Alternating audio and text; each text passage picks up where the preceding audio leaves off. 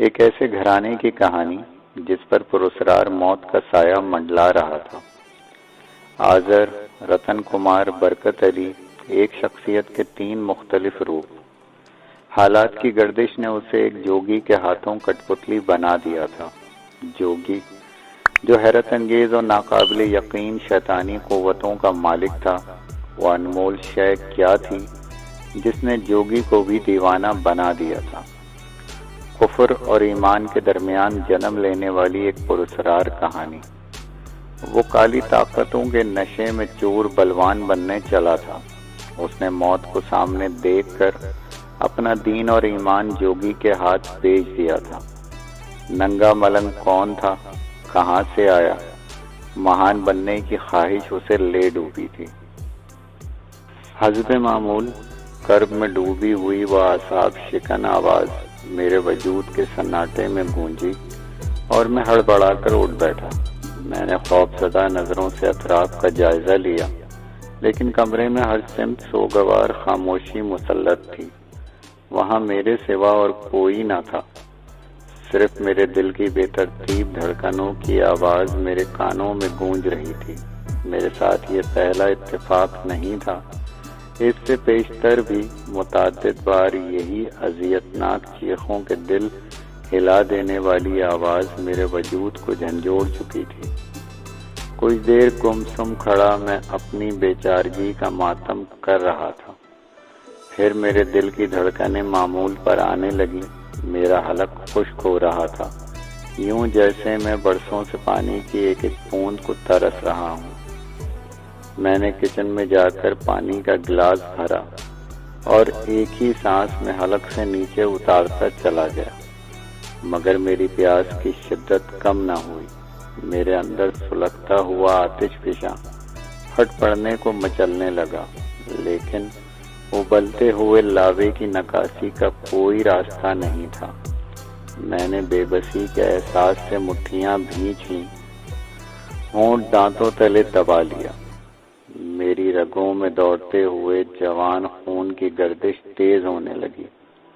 میرے دل و دماغ میں گرم آندھیوں کے تیز جھکڑ چلنے لگے، جس کی تپش میرے احساسات کو جھنجھوڑ رہی تھی، میری مردانگی کو للکار رہی تھی، میرے وجود میں نشتر چبھو رہی تھی، میرے سینے میں سلگتی انتقام کی اس آگ کو ہوا دے کر بھڑکا رہی تھی جو ایک عرصے سے سرد نہیں ہوئی تھی، روز بروز شدت اختیار کرتی جا رہی تھی۔ میں کسی چوٹ کھائے ہوئے زخمی شیر کی طرح کمرے میں ٹہلنے لگا۔ میں نے گھپ اندھیرے کو دور کرنے کی خاطر روشنی کا سہارا نہیں لیا، مجھے اس کی ضرورت بھی نہیں تھی۔ تاریکی کے باوجود میری نظریں اس بھیانک اور ہولناک حادثے کے ایک ایک منظر کو دیکھ سکتی تھیں، جس کا ایک ایک پل، ایک ایک لمحہ میرے دل و دماغ پر روز اول کی طرح آج بھی نقش ہے۔ کرب میں ڈوبی ہوئی چیخ کی وہ اذیتناک آواز متعدد بار میری قوت سماعت سے صدائے بازگشت بن کر ٹکرا چکی تھی۔ زندگی اور موت کے درمیان ہونے والی بھیانک کشمکش، چنگھاڑتی ہوئی گولیوں کی آوازیں اور تڑپتے جسم سے ابلتے ہوئے خون کے فوارے، وہ سب کچھ وہم نہیں تھا، کسی ہارر فلم کے رونگٹے کھڑے کر دینے والے فرضی مناظر یا اس کے اثرات بھی نہیں تھے۔ وہ سب کچھ میری زندگی کے سب سے زیادہ بھیانک اور تلخ حقیقت تھی، جو 10 سال سے کسی سائے کی مانند میرا تعاقب کر رہی تھی۔ آج بھی وہ منظر اور میرے ساتھ پیش آنے والا ہولناک ناقابل یقین واقعات اور حادثات مجھے یاد آتے ہیں تو میں لرز اٹھتا ہوں۔ برسوں کے شب و روز سمٹ کر رہ جاتے ہیں، مجھے یوں لگتا ہے جیسے ابھی کل کی بات ہو۔ میں اپنی اس دل فگار داستان کو رنگین بنانے کی خاطر دروغ گوئی کا سہارا نہیں لوں گا۔ جو کچھ میرے اوپر بیتی، میرے ذہن نے جو کچھ محسوس کیا، میری گناہگار نظروں نے جو دیکھا، حالات و واقعات جس تسلسل اور ترتیب سے پیش آتے رہے، سب کچھ اسی انداز میں بیان کر دینا زیادہ مناسب سمجھوں گا۔ مجھے ٹھیک یاد نہیں کہ میری پیدائش پر میرے والدین نے کوئی جشن منایا تھا یا نہیں۔ ذہن پر دھندلا دھندلا سایہ خیال طاری ہے کہ میری تیسری سالگرہ بھی خاموشی سے دبے پاؤں گزر گئی تھی، لیکن اس کے بعد مجھے خوب یاد ہے کہ 90 سالگرہ تک کوئی تقریب ایسی منعقد نہیں ہوئی جس سے والدین کی خوشی کا اظہار ہوتا۔ شعور بیدار ہونے کے ساتھ ساتھ مجھے اس بات کا بھی شدت سے احساس ہونے لگا کہ میرے والدین میرے سلسلے میں ہمیشہ فکر مند رہتے ہیں۔ کیوں؟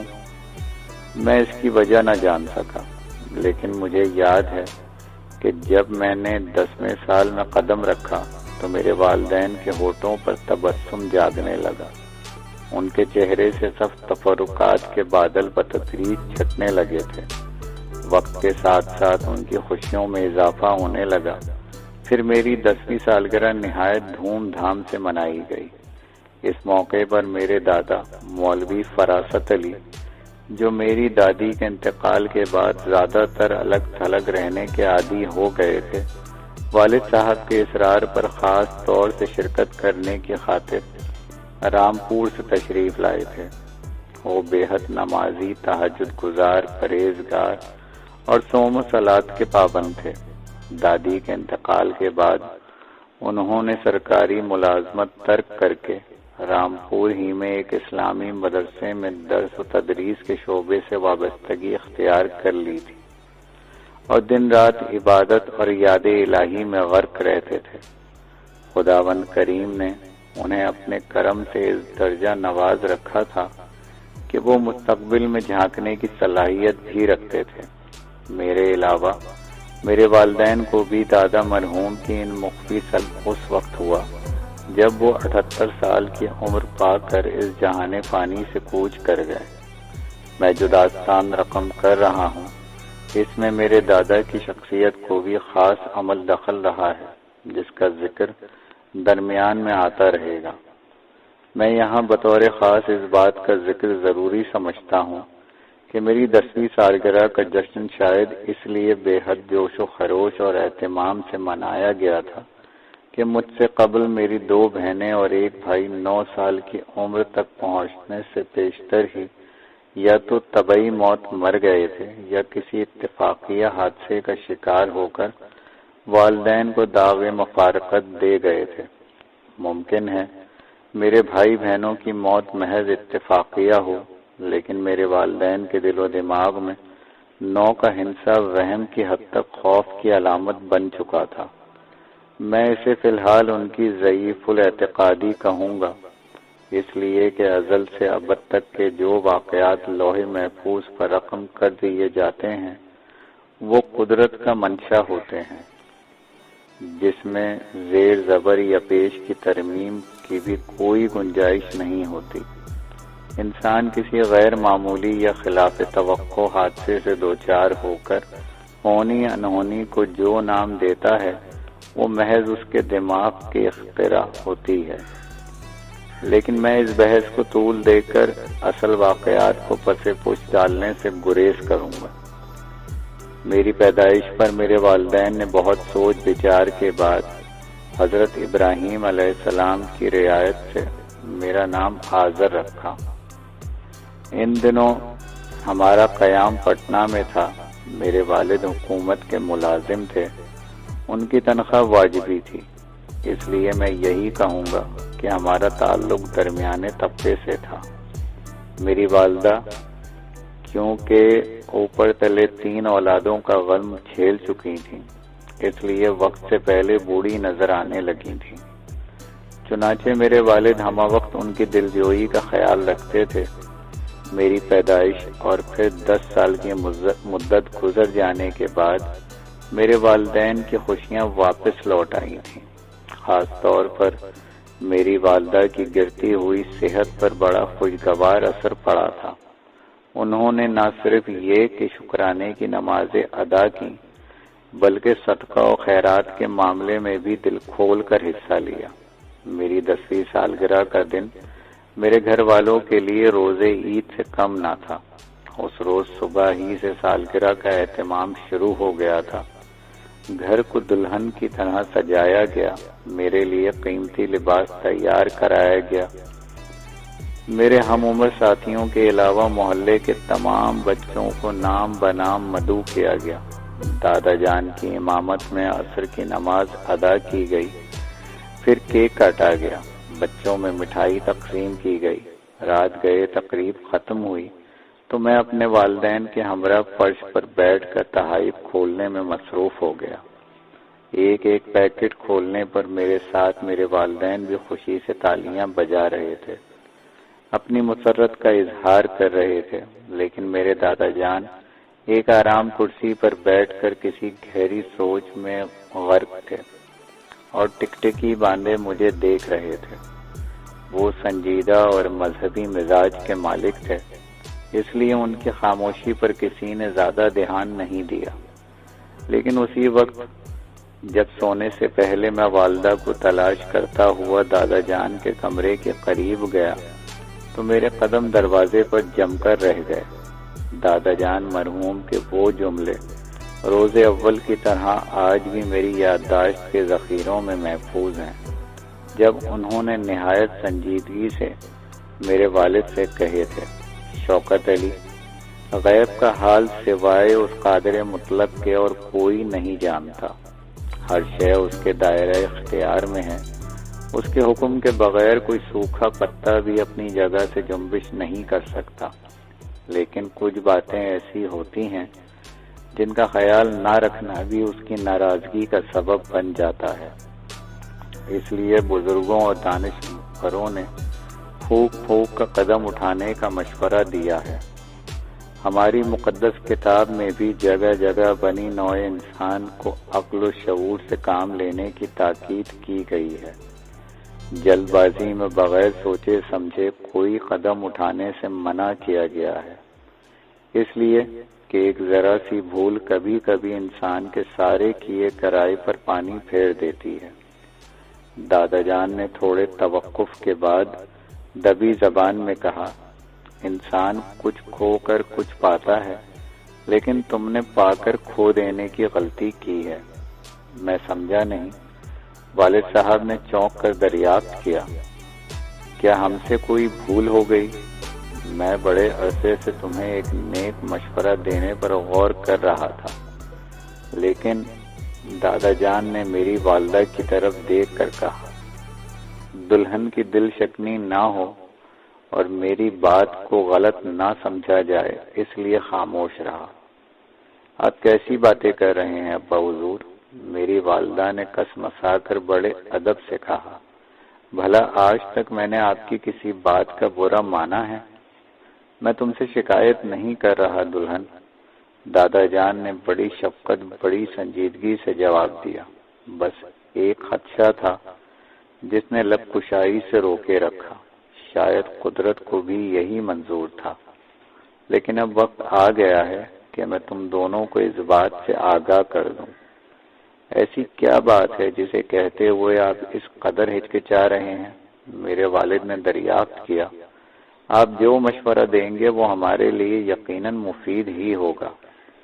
ہو سکتا ہے تم میرے خیال سے اتفاق نہ کرو۔ دادا جان پہلو بدل کر بولے، کسی چیز کے بارے میں سعد یا نحس ہونے کا تصور کر لینا انسان کی ذاتی سوچ ہوتی ہے۔ کبھی کبھی قدرت اپنے بندوں کا امتحان بھی لیتی ہے، اکثر یہ امتحان بڑے کٹھن اور ناقابل برداشت ہوتے ہیں۔ جس پر گزرتی ہے وہی بہتر جانتا ہے۔ مجھے احساس ہے کہ 3 جگر گوشوں کی جدائی کا تم دونوں کے دل و دماغ پر کیا اثر ہوا ہوگا۔ اس کی مصلحت کو سمجھنا انسان کے بس کی بات نہیں ہے۔ جو کچھ ہوتا ہے اس میں انسان کی کوئی نہ کوئی بہتری ہوتی ہے۔ دادا جان پھر ایک لمحے کے لیے خاموش ہو گئے، ان کی نگاہیں خلا میں کچھ تلاش کر رہی تھیں۔ میرے والدین انہیں وضاحت طلب نظروں سے دیکھ رہے تھے۔ کمرے میں چند ثانیے کو گہرا سکوت طاری رہا۔ 3 بچوں کی موت کے تذکرے نے میرے والدین کو بھی غمزدہ کر دیا تھا۔ مجھے صرف یہ خیال پریشان کر رہا تھا کہ دادا جان نہ جانے کیا مشورہ دینا چاہتے ہیں۔ بات اگر سیدھی سادی ہوتی تو انہیں اسے گھما پھرا کر کہنے کی کیا ضرورت پیش آ گئی تھی۔ ہرچند کہ میری عمر اتنی زیادہ نہیں تھی کہ مجھے کسی قسم کی تشویش لاحق ہوتی، لیکن میرے دل و دماغ میں نہ جانے کیوں ایک عجیب سی کھلبلی مچی ہوئی تھی۔ میرے والدین کی نظریں بھی دادا جان کے چہرے پر مرکوز تھیں جب انہوں نے طویل سانس لے کر بڑی گمبھیر آواز میں کہا، میں تم دونوں کو یہ مشورہ دینا چاہتا ہوں کہ جتنی جلدی ممکن ہو آذر کا نام تبدیل کر دو۔ میں سمجھا نہیں، والد صاحب نے قدرے پریشان لہجے میں پوچھا۔ آذر کے نام میں کیا خرابی ہے؟ خدا نہ خواستہ میرے آذر کے دشمنوں کی جان کو کوئی خطرہ تو نہیں؟ میری والدہ نے بھرائی ہوئی آواز میں دریافت کیا۔ نہیں، دادا جان نے ہاتھ مسلتے ہوئے سپاٹ آواز میں کہا، تمہارے بیٹے کی عمر خدا نے چاہا تو طویل ہوگی، مگر بہتر ہے اس کا نام بدل دیا جائے۔ میں آپ کے علم، تجربات اور مشاہدات کا معترف ہوں، لیکن 10 سال بعد نام کی تبدیلی میں بڑی دشواریاں پیش آئیں گی، میرے والد نے دبی زبان میں کہا۔ میں جانتا ہوں، لیکن اس کے باوجود میں یہی بہتر سمجھتا ہوں کہ نام کی تبدیلی کا کام پہلی فرصت میں ہو جانا چاہیے۔ دادا جان اپنے مشورے پر اٹل رہے تو میری والدہ نے بے چین ہو کر دریافت کیا، ابا حضور، میں محسوس کر رہی ہوں کہ آپ کوئی اہم بات کہنے سے گریز کر رہے ہیں۔ کیا آپ اپنے مشورے کا سبب بتانا پسند کریں گے؟ دادا جان نے نظر بھر کر میری والدہ کو دیکھا۔ ان کے چہرے پر جو تاثرات تھے اس سے یہی ظاہر ہو رہا تھا وہ کسی ذہنی کشمکش میں مبتلا ہیں۔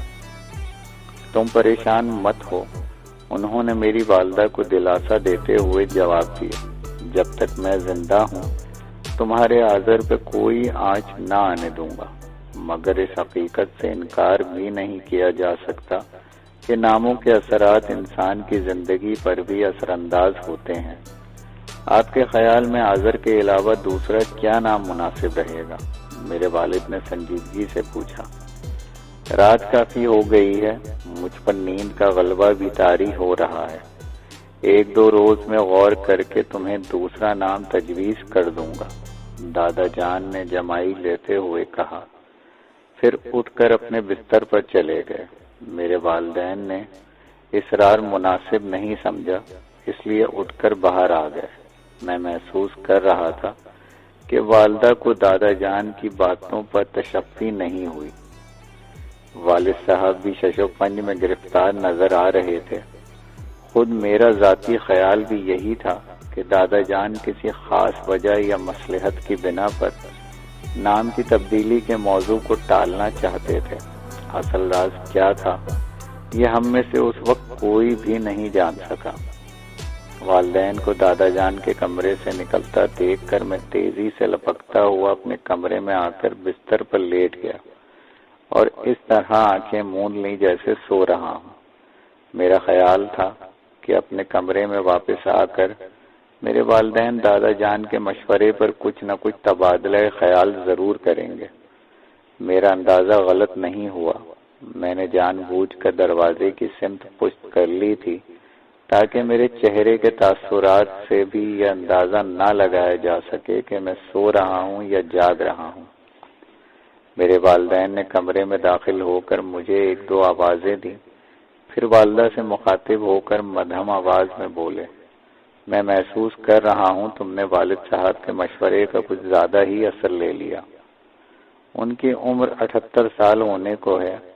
اس عمر کو پہنچنے کے بعد اکثر بزرگ ضرورت سے کچھ زیادہ ہی محتاط ہو جاتے ہیں۔ انہوں نے آذر کے نام کی تبدیلی والی بات یوں ہی کہہ دی ہوگی۔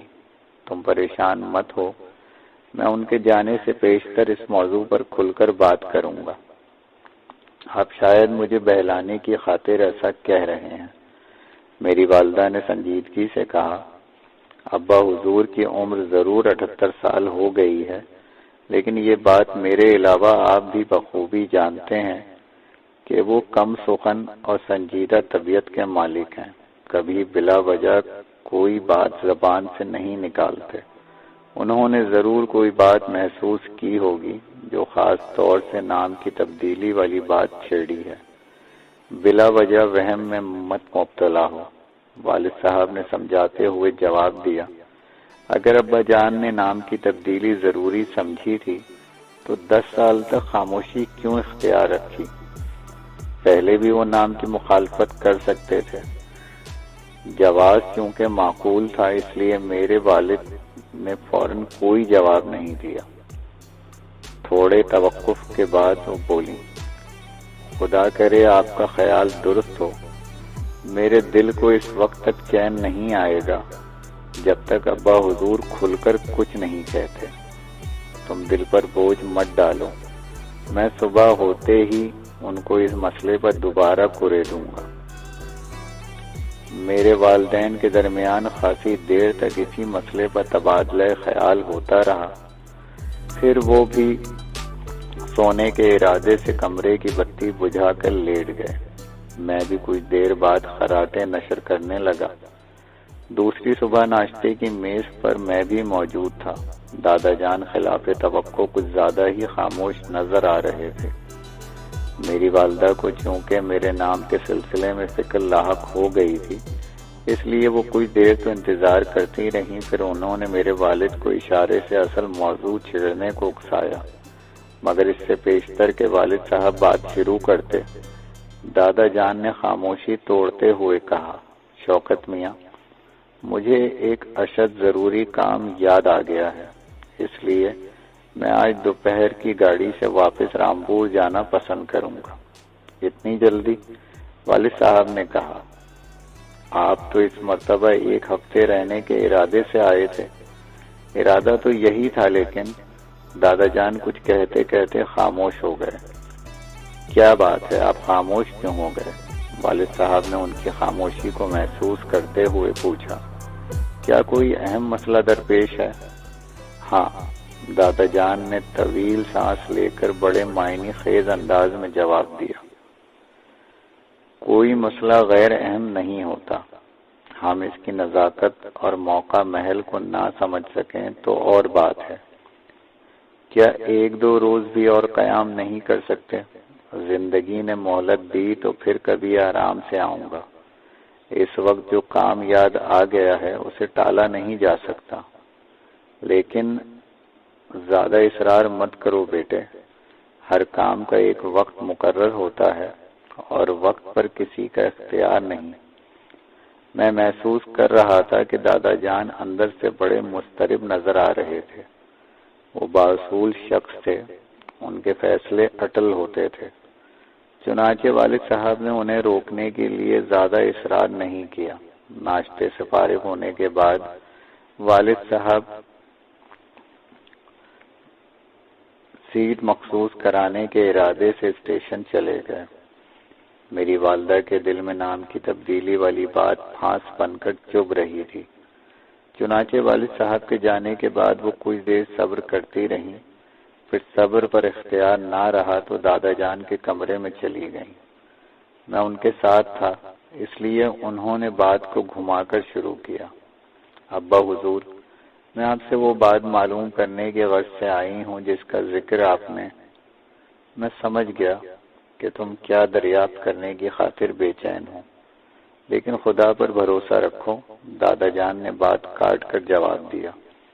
وہ رحیم و کریم ہونے کے ساتھ ساتھ بڑا مسبب الاسباب بھی ہے، اس کی ذات سے مایوسی گناہ ہے۔ آپ درست فرما رہے ہیں، مگر جب تک آپ اپنے مشورے کی وضاحت نہ کر دیں گے میرے دل کو چین نہیں آئے گا۔ میری والدہ نے بڑے مہذب لہجے میں اصرار کیا۔ مجھ بد نصیب کی ممتا پر جو چرکے لگ چکے ہیں آپ بھی اس سے بخوبی واقف ہیں۔ میں تمہارے دل کی کیفیت سمجھتا ہوں دلہن، دادا جان نے مضطرب ہو کر خلا میں گھورتے ہوئے جواب دیا۔ میں نے کل رات جو مشورہ دیا تھا اب اس پر عمل کرنے کا وقت گزر چکا ہے، مگر تم حوصلے سے کام لو۔ میں جلدی میں نہ ہوتا تو تو تم سے تفصیل سے گفتگو کرتا۔ اگر کوئی مصلحت آڑے آ رہی ہے تو میں آپ کو مجبور نہیں کروں گی، لیکن صرف اتنا بتا دیں کہ میری ممتا کو تو پھر کوئی ٹھیس تو میری والدہ کی آواز کب کپانے لگی۔ ایسی بری فال زبان سے مت نکالو، دادا جان نے بڑی شفقت سے میری والدہ کے سر پر ہاتھ پھیر کر کہا۔ میں نے کل رات بھی غالباً کہا تھا کہ تمہارے آذر کی عمر طویل ہوگی۔ میری بات پر یقین کرو، جو کچھ پہلے ہو چکا اب نہیں ہوگا۔ پھر دادا جان نے اپنی تسبیح میرے گلے میں ڈال کر سنجیدگی سے ہدایت کی، کوشش کرنا یہ تسبیح 40 روز تک بچے کے جسم سے علیحدہ نہ ہو۔ میں سمجھی نہیں۔ میری والدہ نے خود پر بمشکل قابو پاتے ہوئے سوال کیا، کیا ہمارے آذر کو خدا نہ خواستہ غیب کے حال وہی بہتر جانتا ہے، لیکن تم کوئی تردد نہ کرو۔ میں وعدہ کرتا ہوں کہ اپنے آذر کو اپنی دعاؤں میں برابر شامل رکھوں گا۔ دادا جان نے مجھے اٹھا کر سینے سے لگاتے ہوئے بڑے پیار سے کہا، تم یہ کیوں بھول رہی ہو کہ آذر میرے شوکت کی اولاد ہے؟ ایک سوال کی گستاخی کر سکتی ہوں؟ میری والدہ نے کچھ توقف کے بعد مدھم آواز میں کہا، پوچھو، کیا معلوم کرنا چاہتی ہو؟ آپ نے کل رات دوسرا نام تجویز کرنے کی بات بھی کی تھی، کیا آپ کے ذہن میں کوئی مناسب نام ہے؟ میں نے ابھی کہا تھا کہ اب نام تبدیل کرنے سے کوئی فرق نہیں پڑے گا۔ بہرحال اگر زندگی نے وفا کی تو رامپور پہنچنے کے بعد تمہاری تسلی کی خاطر کوئی مناسب نام سوچ کر روانہ کر دوں گا۔ دادا جان نے دوسرا نام تجویز کرنے کا وعدہ کیا تو میری والدہ کو قرار آ گیا۔ وہ مطمئن انداز میں شکریہ ادا کر کے کمرے سے باہر چلی گئیں۔ میں خاصی دیر تک دادا جان کے پاس رہا۔ وہ بار بار مجھے سینے سے لگا کر پیار کرتے رہے اور کچھ پڑھ پڑھ کر میرے اوپر دم کرتے رہے۔ کاش اس روز میں دادا جان کی باتوں اور ان کی قلبی کیفیت کا صحیح اندازہ لگا سکتا۔